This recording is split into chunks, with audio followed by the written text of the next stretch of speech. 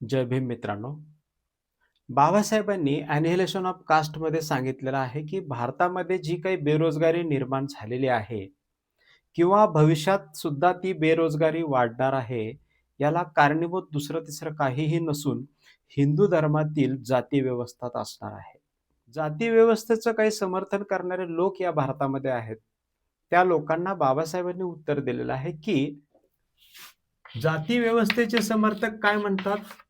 तर जाती व्यवस्था ही दुसरं तिसरं काहीही नसून ते श्रमाचं विभाजन आहे असं म्हणतात.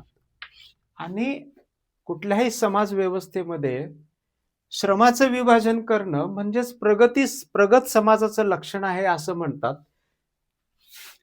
तर हे काय आहे? तर प्रगत समाजाचं लक्षण आहे. पण बाबासाहेबांनी ॲनिहिलेशन ऑफ कास्ट या पुस्तकामध्ये असं म्हटलेलं आहे, की जाती व्यवस्था ही केवळ श्रमाचं विभाजन नाही, तर ती श्रमिकांचं विभाजन आहे.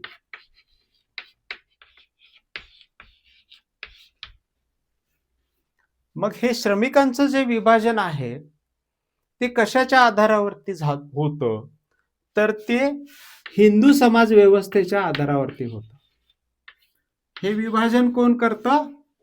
श्रमिकांचं विभाजन कोण करतं? तर हिंदू समाजातली जी काही व्यवस्था आहे, जी जातीय व्यवस्था आहे, ही श्रमिकांचं विभाजन करते. आणि म्हणून बाबासाहेब म्हणतात, की हे जे श्रमिकांचं विभाजन आहे, हे नुसतं विभाजन नाही, तर ते श्रेणीबद्ध विभाजन आहे. आणि ती श्रेणी कोणी ठरवली? तर ती श्रेणी सुद्धा या हिंदू समाज व्यवस्थेनंच ठरवलेली आहे. दुसरी गोष्ट म्हणजे ही विभाजन केलेली जी पद्धत आहे ती उत्स्फूर्त नाही. आणि ती उत्स्फूर्त नसल्यामुळं आपल्याला माहित आहे मित्रांनो, की एखादा व्यवसाय करायचा असेल किंवा एखादा उद्योग जर उभा करायचा असेल आपल्याला, तर त्या उद्योगासाठी आपल्याला अगोदर प्रशिक्षण घ्यावं लागतं. पण दुर्दैवानं इथं असं सांगितलं गेलेलं आहे, की तुमच्या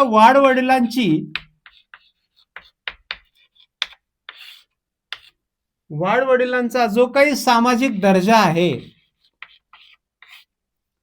त्याप्रमाणेच तुमचा व्यवसाय ठरणार. म्हणजे इथं अगोदर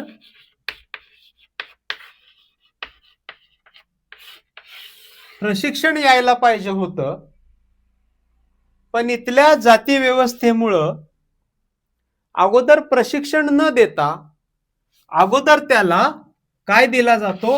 वाडवडिलांचा व्यवसाय दिला जातो.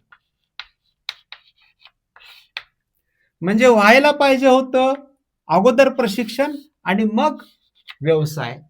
पण ही जाती व्यवस्था काय करते? अगोदर वाडवडिलांचा व्यवसाय अगोदर देते आणि मग प्रशिक्षण देते. म्हणजे या प्रशिक्षित वर्गातील लोकांना आपल्या वाडवडिलांचा दर्जा जो आहे तो जर अमान्य असेल तरी सुद्धा गुपचूप तुम्हाला त्याच पद्धतीचं त्याच व्यवसायाचं प्रशिक्षण घ्यावं लागतं ज्याच्यामध्ये तुमची बिलकुल इच्छा नाही. आणि तुमच्या वाडवडिलांच्या व्यवसायाला कोणती गोष्ट कारणीभूत असेल तर ती सुद्धा जाती व्यवस्थाच आहे. म्हणजे इथं कष्टाला काय केलेलं आहे? तर जातीचा दर्जा दिलेला आहे.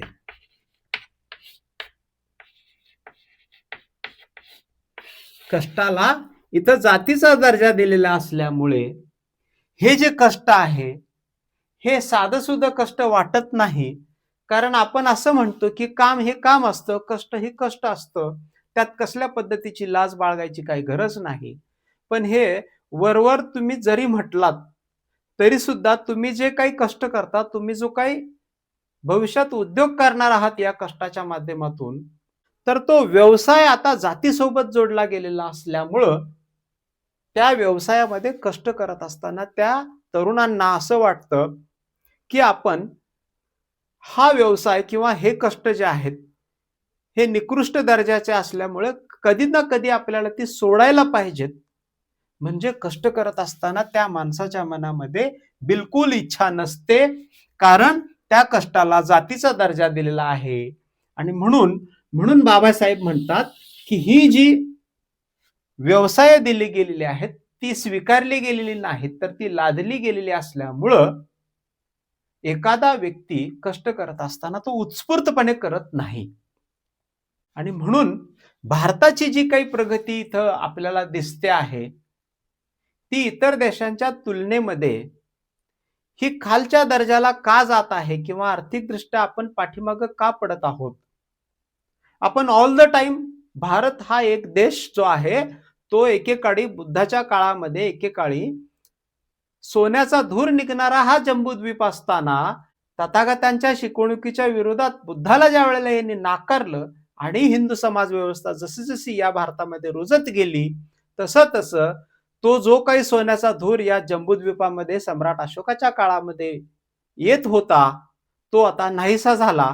कारण राजा सम्राट अशोकाच्या काळामध्ये जी प्रगती या भारताने केलेली आहे, ती प्रगती ब्राह्मणी व्यवस्थेला केवळ ती बौद्ध धर्माच्या माध्यमातून केली गेलेली प्रगती आहे, म्हणून ब्राह्मणांनी इथली व्यवस्था बदलण्याचा प्रयत्न केला आणि जी व्यवस्था बदलली ती भारताला एखाद्या व्यक्तीला पोहता येत नसताना त्याच्या कमरेला दगड बांधून जसं त्याला ढकललं जातं, तसं इथल्या ब्राह्मणांनी या भारतीय समाज व्यवस्थेला हिंदू धर्माचा धोंडा बांधला आणि त्याला ढकलून दिलं जाती व्यवस्थेमध्ये. त्यामुळं बाबासाहेबांनी इथं सांगितलेलं आहे, की भारतातले तरुण जे आहेत ते बेरोजगार होणार आहेत. याचं कोणतं मुख्य कारण असणार आहे, तर इथली समाज व्यवस्था, इथली हिंदू धर्मातली जाती व्यवस्था. Apple सारखी कंपनी असू दे किंवा युरोपमधल्या बऱ्याचशा कंपन्या आहेत, त्या फार पुढे जात आहेत. भारतामध्ये इलेक्ट्रॉनिक इंडस्ट्री जी आहे ती उभी राहत नाही. आणि ज्या काही इलेक्ट्रिकल इंडस्ट्रीज भारतामध्ये आहेत, त्या इलेक्ट्रॉनिक इंडस्ट्रीमध्ये कन्व्हर्ट होताना दिसत नाहीत. कारण जे कौशल्य इलेक्ट्रिकल इंडस्ट्रीजला लागतं, त्याच्यापेक्षा जास्त कौशल्य हे इलेक्ट्रॉनिक इंडस्ट्रीला लागत असतं. म्हणजे भारतामध्ये असेंबल करण्याची कामं केली जातील, पण मॅन्युफॅक्चरिंग करण्याचं काम या भारतामध्ये का होऊ शकत नाही? का? तर इथं असलेल्या व्यक्तींना कष्ट करत असताना त्यांचं समर्थन करणं, त्यांची पाठ थोपटण्याऐवजी तुम्हाला हेच काम करायचं आहे, तुम्हाला कष्टाचंच काम करायचं आहे, कारण तुम्ही अमुक-अमुक जातीचे आहात म्हणून तुम्हाला नुसतं कष्टच करायचं आहे. आणि इथं आईत खाणारा जो माणूस आहे, आयतं खाणारा जो माणूस आहे, जो पुजारी आहे, नुसतं पूजा करून आपलं पोट वाढवत आहे आणि पूजेच्याच माध्यमातून हा लोकांना जो लुबाडतो आहे, तो मात्र तुम्हाला आर्थिकदृष्ट्या प्रगत होताना दिसत आहे. जरी तो आर्थिकदृष्ट्या प्रगत झाला असेल, तरी सुद्धा त्याचा परदेशामध्ये आल्यानंतर जो धुव्वा काढला जातो, कारण तिथंही लोकं जाऊन काय करतात, तिथंही हिंदू धर्माची जाती व्यवस्था घेऊन जाण्याचा प्रयत्न करत असतात. त्यामुळं ट्रम्पसारखा व्यक्ती इथल्या प्रस्थापित लोकांना तिथं प्रस्थापित होऊ देत नाही.